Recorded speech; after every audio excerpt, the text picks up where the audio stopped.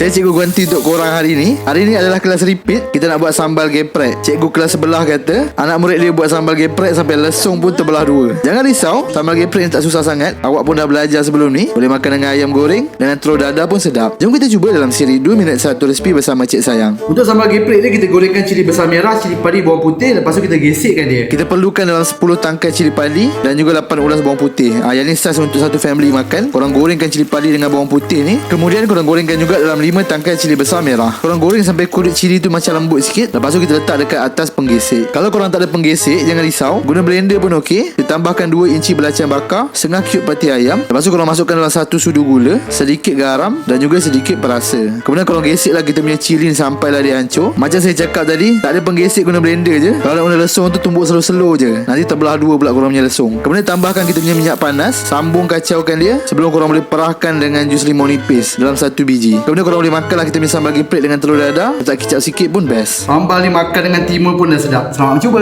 Jom follow kami untuk lebih banyak resipi menarik.